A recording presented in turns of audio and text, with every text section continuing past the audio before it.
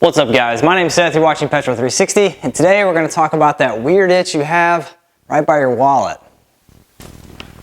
And I know how we're going to solve it with a new tool.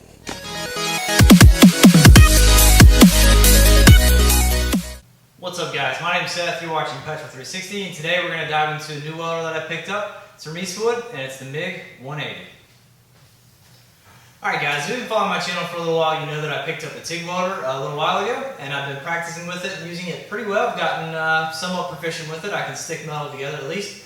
And now it's time to finally get a MIG welder to keep in my garage. So I did buy a TIG welder first because I wanted to learn those skills and kind of force myself into using that welder. I do have a MIG welder at my disposal. My dad lives right down the road, and he has the previous version of this welder. He has the Eastwood Mig 175. Came with a spool gun. It's 230 volts, 175 amps, and it's been running great for us. And my brother also has the Eastwood MIG 135, 135 amp, runs on 110 volts. You can plug into your wall, and he's had nothing but good things to say about it as well. So I decided to go ahead and get a MIG welder to make projects in the garage a little bit easier, especially for some of the stuff I have coming up. So saw this at Eastwood, and I finally decided to take the plunge, and well, let's go ahead and open it up and show you what you get. Alright, there's no wasting time. Let's go ahead and get this thing open. Alright, thankfully, the box was in really good shape, came from FedEx, took about 3 or 4 days to get here. It's not bad at all. Alright, well, I guess we'll just start with first things first. Look at the actual welder itself. So first impressions are honestly this thing is super light and very small. I'm actually pretty darn surprised about it. I don't have the MIG 175 right in front of me, so don't quote me on it, but this feels much smaller and it's definitely lighter than I can remember of it. Now granted, this is going to go onto a roll cart with the gas bottle and everything, so I'm not super worried about that. But it is nice to know that I can easily pick it up and move it, and for some people that's really important. So I guess we'll just dive into what's going on here in the front.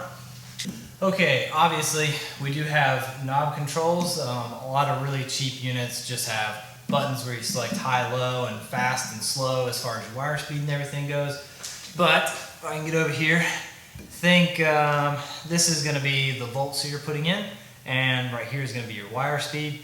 It does have 2 different readings, so you're going to have 2 different wire speeds and 2 different voltages. Or only one voltage, but whenever you're going to set your machine up from 110 to 220, you have numbers to reference.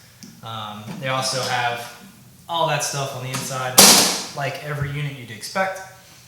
And then over here on the side, we're going to get into a little bit of the different things. So this is spool gun capable. Eastwood sells this as a kit for $100 more with a spool gun, which is a really good deal, honestly. They sell their spool guns separately for about $200. And I know the Harbor Freight ones are about the same price, and they don't offer a cheaper version that comes with the spool gun already. You have to buy it as an extra. So you've got a button here to switch to that. There's also this button here, and so this is going to switch between your modes. So we've got 2T, which is completely standard. It is what pretty much every MIG welder is. You pull the trigger. As long as you're holding the trigger, you're welding. So down below that, we have 4T. What you're going to use for 4T is you press the button once to turn the welder on, and it starts welding and starts feeding wire out, and you have to press it again to turn it off. And honestly, I don't think I'm going to use it a ton. I didn't think I would use it at all, but now that I'm thinking back about some of the awkward situations that I've MIG welded in, it's been hard to get the button sometimes, and I have a hard time holding the button sometimes. So the 4T might actually come in handy. And the one I'm most excited about is tack welding. So this sets up, so you just press the button and it does the same consistent tack every single time. I don't know if that is based off what wire speed and voltage you have, if that changes the duration or anything like that, but it's hopefully going to be a good feature. We'll find out, and I'll report back to you guys on if I actually use it or not. The next thing is this wire lead off the front. So this, I guess Eastwood thinks that most people are going to be using this to weld aluminum with the spool gun. So instead of changing the polarity inside of the unit, you can actually change the polarity here. So you've got positive and you've got negative. So, you know, one's going to be your torch, the other one is going to be your ground lead. So this gives you the option to quickly and easily switch these, whereas normally you'd have to go inside and swap some wires around, which some people don't like doing, so they made this super easy. Again, I don't plan on using a spool gun a ton, so if you're going to be switching between a spool gun and a regular gun very often, then this would be a super great option. But that's about here on the front. It's all pretty straightforward and easy. It doesn't have any kind of a digital readout for how many amps you're actually putting into your workpiece. You just have to go off what the dials say. So let's get this thing turned around and look at the back.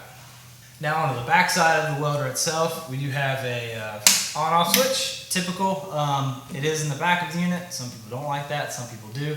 I wish it was in the front personally. We also have our gas inlet for your shielding gas, and then we do have, honestly, it looks like a small computer fan, and I'm curious to see if this is the only fan in the unit. One welder I was looking at, honestly, getting before this was the Miller 211, and it had a setting where the fan only cut on when it needed to. I hope that this one has it, but I doubt it. But it is kind of nice if you are working long time with the welder actually running. It makes it much more comfortable to be around, much quieter. So the other thing is we have our power cord. It is fairly thick. I do wish it was thicker. Don't think my TIG welder is much thicker. Nope, it's about the same gauge as the AHP TIG welder. So typical standard 3-prong plug. All right, inside the unit, we do have all of your instructions up here out of frame. The spool, I think it does accept an 8-inch spool or 11-pound spool, whichever they say. The middle size, you can't obviously put the big ones in here, but it does come with that option, which is really nice because that's probably what I'll put in here. Although I do want to start switching between thinner wires and thicker wires, but that's something we'll get into another video. We also have a metal feed. So sometimes with the cheaper units, this thing's obviously still made in China, but the actual wire feed mechanism is made of plastic.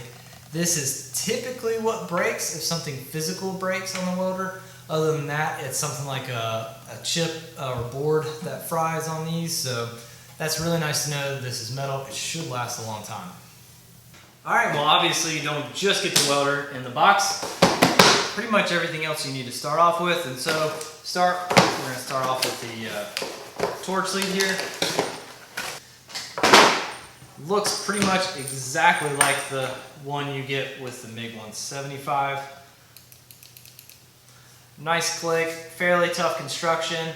A little grip here, which I think we took off of our 175 because it got annoying. It's fairly thick, kind of cumbersome, but obviously pretty much to expect. And the nice thing about it is it takes standard consumables that you can pick up anywhere.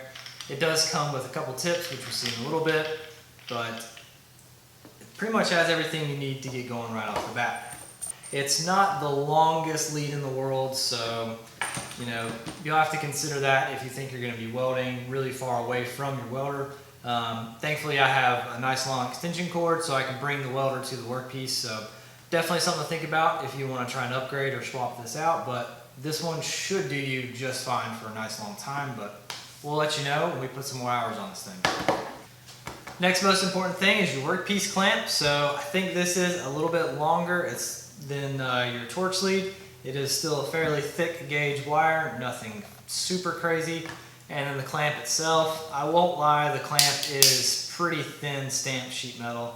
It does have a copper strap here, and it does have a very good spring on it. So again, this one should last you a long time, but it wouldn't surprise me if I had to upgrade this down the road.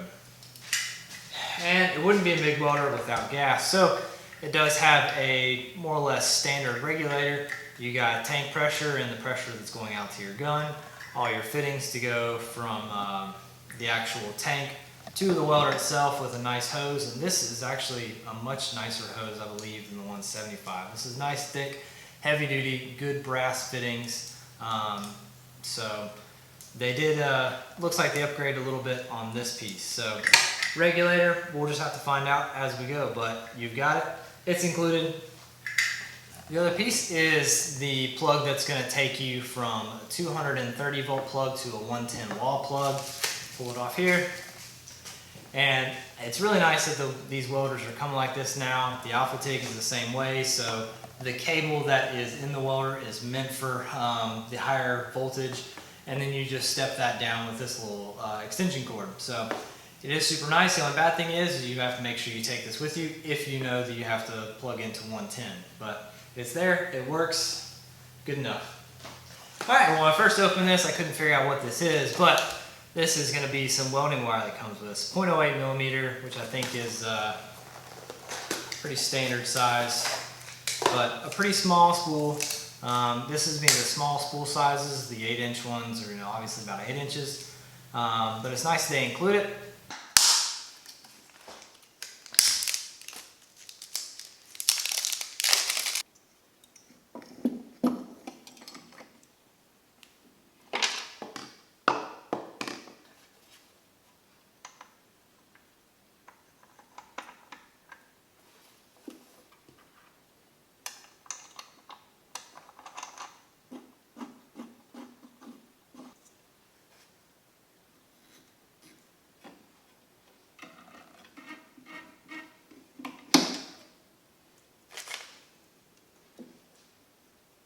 Okay, so it looks like the fan is going to run the entire time, but spooled some wire in. Took the tip off as I'm trying to get the wire through in the very first try, but let's pull the trigger and let's turn up the wire speed. There we go. There we go. Alright, as I'm getting the gun put back together, you guys will have saw that the wire speed kind of changed, and that is one thing that I did see on another review, is that when it can detect that it doesn't have a ground, that it's not actually welding, it'll just go to wide open speed. I think that's just to feed wire through it, and then whenever you connect the ground clamp and it realizes that it is welding, then it goes to the correct wire speed. At least that's what he said in his video. Who knows if that's true or not, but we'll find out soon enough. But it fed wire just fine, so that's always a good sign. And now all I'd have to do is plug up the bottle and we can get to welding, but we're gonna do that in another video. Alright guys, so that is a super quick unboxing of the Eastwood Mig 180. Hopefully this kind of shows you what you actually get in the box, what you get, what you pay for, the size of the welder, and my opinion on it, at least. So I'll be showing more of this welder as I get to use it and let you guys kind of know how it is. So thank you guys for watching. If you're thinking about purchasing this, I don't think you'll be upset, but again, we'll find out once we fire it up. And if you want to see more builds and things like that, make sure to check me out on Instagram at Petrol360, and we'll see you guys next time.